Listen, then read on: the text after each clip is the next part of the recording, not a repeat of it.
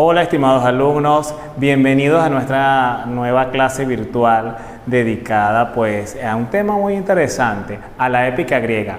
¿Ustedes han visto alguna vez en YouTube o en algún canal de televisión por cable o señal libre alguna película relacionada con el mundo griego? Troya, Hércules, Furia de Titanes. Bueno, esas historias se remiten a la mitología griega y cuentan pues unos eventos especiales que les sucedieron a unos personajes de ficción. Todavía se está determinando si la guerra de Troya ocurrió o no. Sin embargo, forman parte de una historia muy especial que genera emoción en quien la escucha. Pero la épica griega tiene unas características especiales y se remite a unos tiempos remotos que están incrustados en la historia de la Grecia antigua. Para entender esas historias, para entender sus características, te invito a seguir escuchándome a través de esta clase virtual. Bien, el mundo de los héroes. En la época griega, el mundo de los héroes resulta interesante porque el héroe es visto como la persona a quien podemos imitar, la persona a quien podemos seguir, ese héroe que nos motiva, que nos hace feliz y que nos genera emoción como receptor de su historia, de su contenido, porque en aquella época no había televisión, no había cine, no había redes sociales, y entonces las personas comunes, los ciudadanos comunes, se veían en la obligación de escuchar las historias de otras personas, y esas personas tienen un nombre en especial. Bien. Esas personas que transmitían las historias no lo hacían de la manera que tú lo conoces en la actualidad. Esas personas, recurrían a una técnica especial para contar la historia y también aprendérsela. A ese tipo de las canciones las canciones de esa época que contaban la historia de estos héroes tenían unas características especiales y se cantaban porque era la forma de memorizar, era la técnica de memorización que se utilizaba en esa época y también la de transmisión de las historias de esos héroes o de esos antihéroes, de esos personajes malvados que, bueno, las personas también les gustaba conocer de sus historias, de sus eventos, porque les generaba interés y les despertaba pues ganas de querer saber más sobre ellos. Bien, la épica cuenta historias ocurridas en tiempos pasados sobre estos héroes que realizaron grandes historias. Y la épica es un canto que narra historia, un canto, es decir, que la historia de Hércules, la historia de Zeus, la historia de su esposa Hera, de Atenea, de Poseidón, la historia de la Gorgona, que es la Medusa, esas historias se transmitían de forma cantada al pueblo por una serie de personas que tenían un nombre especial. Esas personas que cantaban esas historias la transmitían a través de un poema, es decir, lo que cantaban tenía forma de poema, el poema como lo conoces en la actualidad.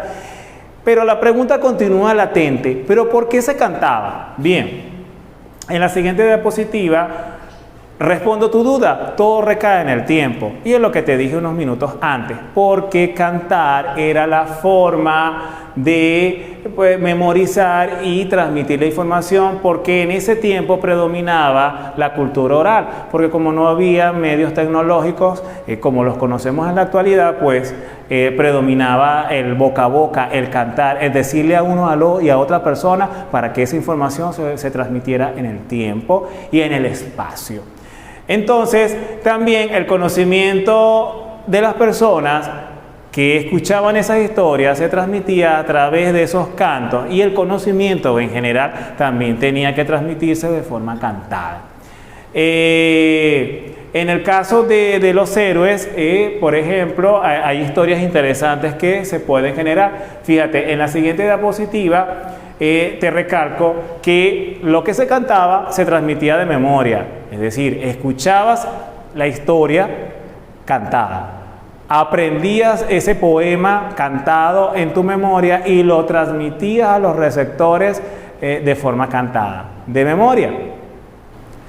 Bien, por eso en la actualidad puedes entender por qué mucho del contenido que se da en las aulas de clase y que tú puedes leer, lo recitas en voz alta o lo lees hasta que te lo aprendes. Es decir, como dicen, como llaman por allí nuestros padres y algunos maestros y profesores, te lo aprendes al caletre, es decir, de memoria, o apelas al recurso memorístico para aprenderte el contenido. Bien, en la siguiente diapositiva te comento sobre las personas en la Grecia antigua que se encargaban de cantar esos poemas cantados, aprendidos de memoria y cantados para transmitir la historia que se habían aprendido y que guardaba relación con unos héroes que formaban parte, pues, de los mitos que nutrían la cultura griega.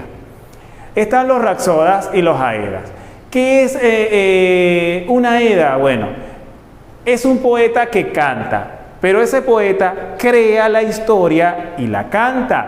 Y ese poeta, llamado Aeda, se inspiraba en historias de su patria. ¿Cuál era su patria? La Grecia antigua.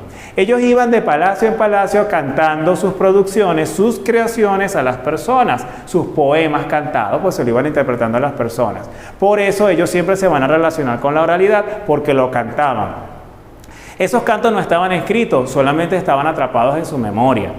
Bien, en la siguiente diapositiva, pues los Aedas, a diferencia de los Rapsodas, pues los Aedas llevaban un aparato llamado formit.